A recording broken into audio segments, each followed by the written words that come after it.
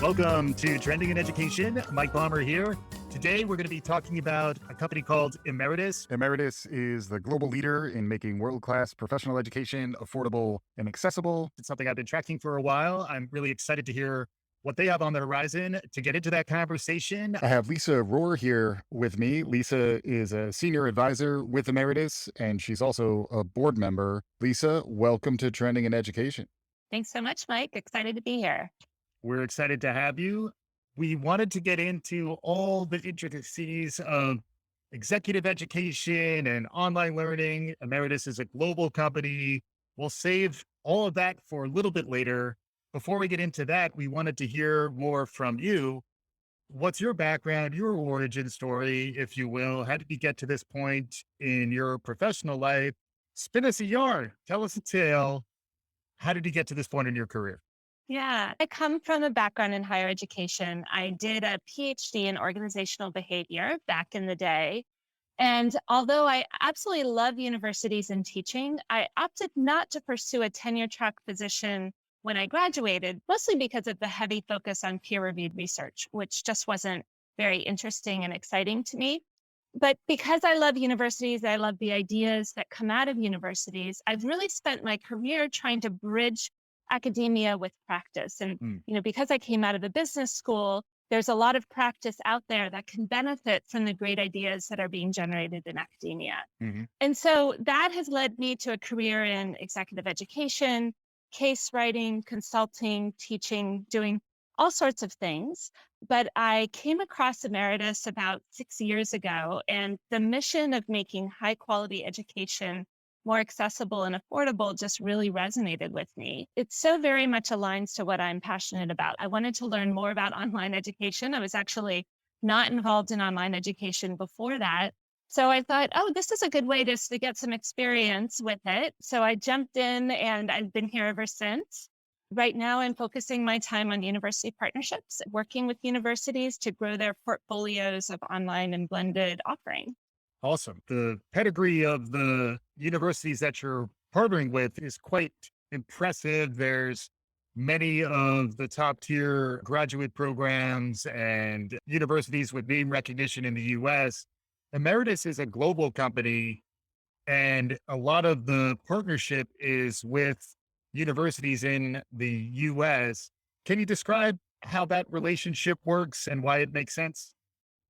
Sure. The company actually it was started in India. And in our sort of first iteration about 12 years ago, what our founders were doing was taking schools that are global schools like INSEAD or Wharton and bringing their executive education offerings to markets where they weren't otherwise able to access. India was the first one, obviously, because that's where the founders were. And so that was really how we started. So we've been working with these very big global brands from the beginning. And I guess I could go back and say, our founders are both from India. They both benefited from this education. Ashwin Damera came from Harvard Business School and felt like his fellow countrymen and women didn't have that same opportunity for education that he did. Yeah. He really wanted to bring that to them. And his co-founder, Chait, he went to INSEAD and felt the same way. So that's where they really bonded and where the Emeritus really first started. And so from there, we were able to pivot to online. At first, it was classroom programs, flying faculty to places like India and Dubai and Singapore, filling classrooms or hotel ballrooms with people. Obviously, that's not a super scalable business, but around 2015, when we had Coursera and edX were really starting to gather some attention, they had this insight that could we take what works so well in the classroom in executive education and bring that online? And that was really the pivot that we made at that point. And that has given us the ability to scale and to start working with a lot more universities. Yeah. And then interestingly, Coursera frequently is characterized, Udemy, they're frequently called MOOCs, massive open online courses. There also is the term SPOCs, small private online course. Is that right? Exactly. Excellent. I didn't the acronym. I wasn't sure what it stood for. Yeah. What Emeritus is doing is tends a little more towards the small private, higher touch, also building on the background around executive education. Can you talk a little bit about the distinction between a MOOC and a SPOC? Yes, absolutely. When we say small private online course, it is small relative to the MOOC, which can have tens of thousands of people in it. One of our university partners described it this way, that a MOOC is like reading a book. It is information that many, many people can access. But when you come into a SPOC, it's more like having a conversation and getting, sort of more interactive with the material Mm. than you would in a MOOC. We do that in several ways. First of all, it's a cohort-based program. You have a bunch of people that start with you and go through the program with you. And in that, we encourage a lot of interaction and learning from each other. And then another difference is that it's very highly supported. So in addition to faculty contributions, which could be asynchronous, but often also some synchronous webinars that take place throughout the journey, we also have course leaders that are experts in the field that are there to support the learning as we go. So they can really be there to answer questions, help our participants apply the learning to their workplace, that kind of thing. And so it really is a much more interactive, supported experience, and it generally has better outcomes too. MOOCs, a lot of completion rate in those courses are very low, like in the single digits. Yeah. Whereas a SPOC, our completion rates are more 85 to 90%. Wow. So that's appealing to universities, by the way, because you want to create courses that people will finish, Right. and so we really like and we're proud of those completion rates as well. Yeah, that makes sense. And then we've talked a lot about learning as a benefit on this show as a trend that has been emerging, where organizations are understanding increasingly that it's important for them to continue to keep their workforce relevant. At the same time, individuals who are playing with their head up are realizing, I need to continue to upskill. I need to continue to reskill to stay job ready. You mentioned executive education. If I want to continue to either stay at an executive level or aspire to get in there. You're seeing both of those things, I imagine, at Emeritus, but I would be curious how you think about it in terms of upskilling. How much of that responsibility is on the individual? How much of that responsibility is really on the organizational side in terms of building out their culture? And then how do companies like Emeritus fit into the equation? Yeah, that's a great question. First of all, in the industry, we talk about B2C and B2B, Mhm. but in reality, it's not quite that black and white.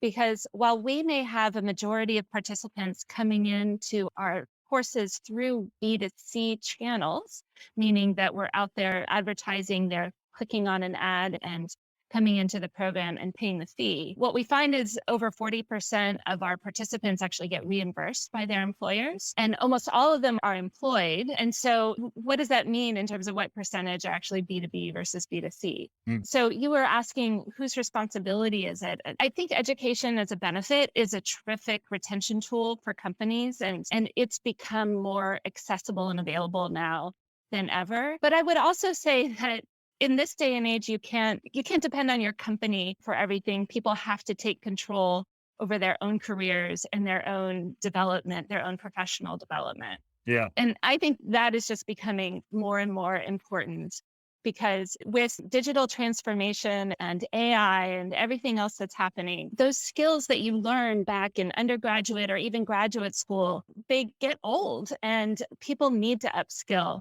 And there's been some really fascinating research about this. For instance, McKinsey recently did a study where they decided that 14% of the workforce worldwide will be forced to change jobs in the coming years because of technology changes. Mm. So 14% of jobs will become obsolete in the next few years. Mhm. Gartner did a study where 33% of skills listed in a typical job posting in 2017 were not listed 4 years later. Just Yeah. 4 years later, 1/3 of those skills were no longer appearing in job listings. There's just massive amounts of change that are happening with technology and with the labor force, that in order to keep yourself relevant to your job or to a new job, you have to be willing to go back and learn. Right. And what we know is that people learn better, I think, when they're in that kind of a cohort supported learning environment. Books, I think, can only take you so far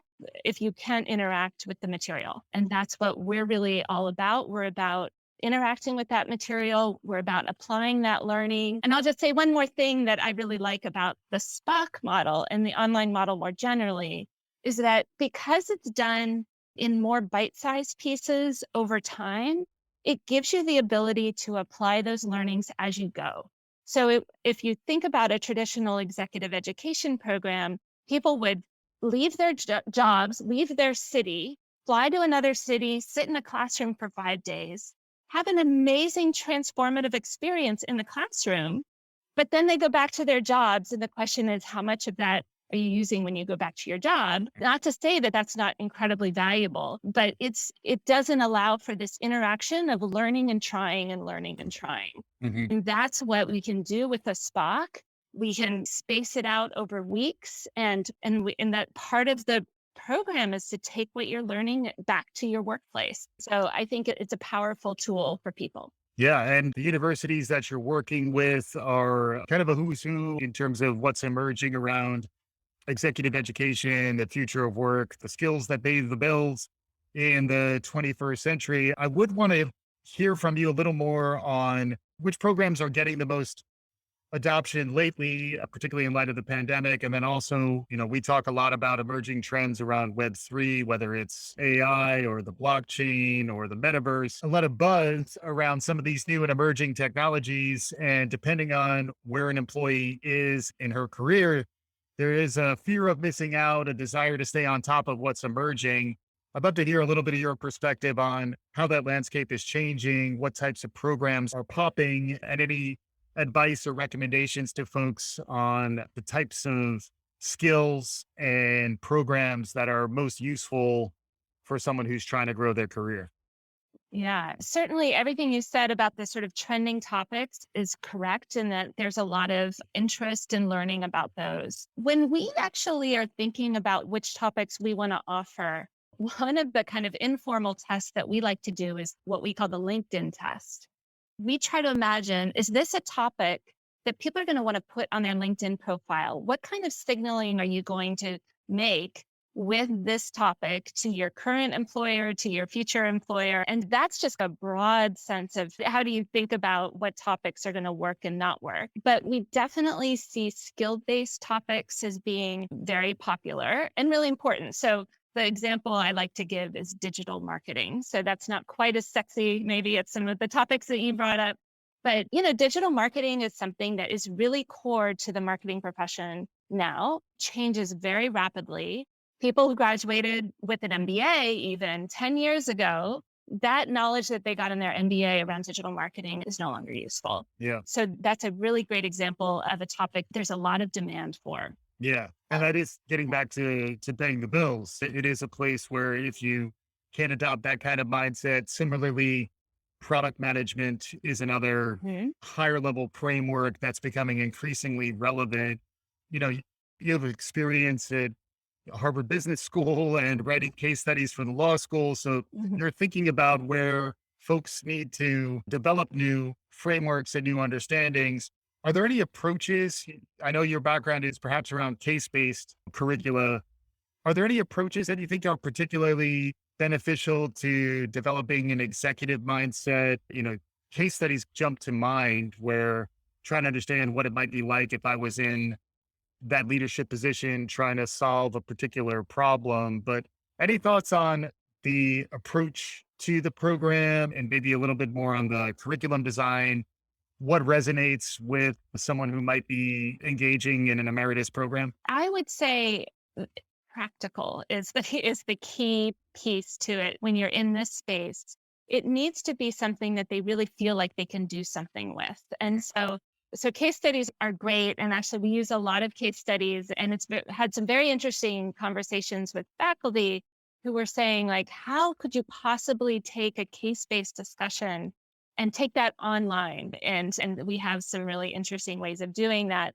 But as you say, it's not the only tool. One of my favorites, and this is very simple, but to have a workbook that you're working through that is, again, asking you to take with each topic taking it back to your workplace, reflecting on it. What are you going to do next? Who do you need to talk to? These are very action-oriented, practical tools and steps. That's what people are really looking for. Hmm. And in fact, I would say that when we have put out a course that feels more like a survey course, where we're going to tell you a little bit about this and a little bit about that, and just kind of catch you up on the industry, those courses tend not to do very well. Yeah. People want something that they can take and do something with. Hmm. And from a pedagogy, that differs a lot. So we have a sales course, for instance, that you actually do a lot of practicing with, and you get feedback, video feedback from your other classmates.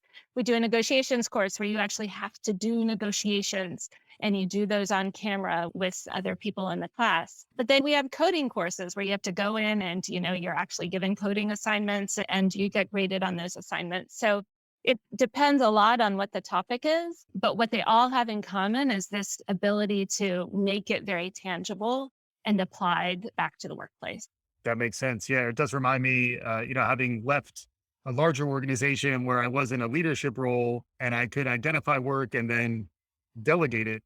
Now that I've left and I'm more of an entrepreneur, a solopreneur, there's no one really to delegate it to. And it is a reminder as we get older, you frequently can advance into management to the point where you're disconnected from actually doing hands-on work that adds value. So I do see that trend as a really interesting one. It does remind me to ask you around the profiles that you're educating. Mhm. Who typically signs on to an emeritus course? I'm a big believer in one size fits none, and we're all varied and different. You're a global company. I'm sure you're kind of all over the map in terms of who you service. There probably is no typical emeritus student, but how would you characterize the folks who are using emeritus to help with their upskilling?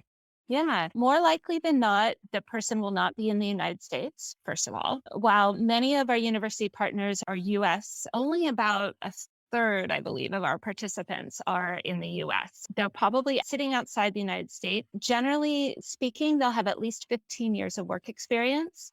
And we do go, because of the topics in the universities we work with, it tends to be professionals. So we get a lot of people that are working their way up the ranks, that are, entering managerial roles and leadership roles. And we have courses that we create that addresses some of those transitions. And in fact, I was thinking about what you were saying about how when you're in a company and you're assuming those larger roles and you can delegate, going back to my example of digital marketing. So maybe you're not the one that's actually doing the Google campaign, Right. but you need to understand the strategy behind digital marketing. So we may have a hands-on course that's really designed for people that want to learn digital marketing and do digital marketing. And then we'll have another strategy course that's designed for a higher level where you can really understand, how does digital marketing fit into your overall marketing strategy? Yeah. So we do think about that career life cycle Mm. and how we can create touch points and courses at different points in that life cycle. Yeah, makes sense. We haven't talked about the great resignation and all of the impacts of the pandemic, which was a forcing function around online learning. So I imagine a lot of folks who were maybe not familiar or just online learning curious, but not really engaging in it, got pushed in this direction. And add to that the fact that I believe a lot of this is, in fact, a global phenomenon, that in light of the pandemic, there has been a rethinking of career paths and re-examination of whether to stay where you are or perhaps explore the job market or enter into new fields. I'd love to get a little bit of your perspective on what that's been like for your perspective individually, and then also perhaps some of how that may have impacted Emeritus over recent years. Okay, so a couple of things around the pandemic. You were asking about how that changes learners and their openness to online learning, and that for sure happened. But what's interesting from my perspective is, because I spend all my days working with universities and faculty, one of the benefits of the pandemic was that it got faculty a lot more comfortable with online learning. Before the pandemic, we ran into more of this issue of faculty being very skeptical about whether people could learn online. And so in that way, the pandemic opened up opportunities because it kind of forced everybody into the deep end of the pool. Yeah. And got them more familiar with this as a medium. That was helpful. But also from the university side, what happened with the pandemic, in the executive education and professional education departments is it was quite devastating for them. And that's because these guys had primarily been relying on short courses that were classroom based. Yeah. And so, unlike degree programs that would continue because people are signed up for a long duration, Right. these short courses, they all got canceled. And so their business kind of fell off a cliff. Mm. And these are important revenue sources for the university, these departments. And so it was really a stressful time Mm. in executive education. And so that's where I think we were really well positioned to partner with those departments to think about what's next. How do we make up for this lost revenue? What are the different ways that we can do that? Yeah. And, I think it has fundamentally changed how executive education are seeing their portfolios and their openness to having, instead of online learning being like one little corner of a portfolio, it's taken a much more prominent and probably permanent role going forward. The other thing I would just say is you were mentioning about people rethinking career paths and the great resignation, which I think has been a fascinating part of watching all of this and really causing people to take a step back and reassess. One of the things that we have seen pick up quite a bit of steam is our professional certificate products, which are basically 6-month courses that are designed to help people transition into a new career. Mm. And when we first developed them, we assumed that they would be more for career entry and people would be using them to, maybe 5 or fewer years of experience. I want to learn coding. And so I'm going to go take this course in coding with MIT, for instance. What we've actually seen in the demographics of these professional certificates is almost a similar demographic to our short courses, which is, more experienced people. So people who have quite a bit of work experience are coming into these courses to just do a career pivot. Mm. And so we're seeing quite a bit of that. And that was a bit of a surprise to me, at least, to see that these more experienced people really looking to enter a new career and using these non-credit professional certificates as a way to do that. Yeah. Yeah. It's fascinating stuff. Despite our desire to snap back to the way things were pre-pandemic, it does feel like some of the spaces that you're focused on around online learning, global education, executive education, short courses, certificates, those types of things, the development in that direction, the movement in that direction has accelerated. And it's going to be difficult and probably unwise to move backwards. If this is permanent, I'd be curious how you see this unfolding as we roll into the future.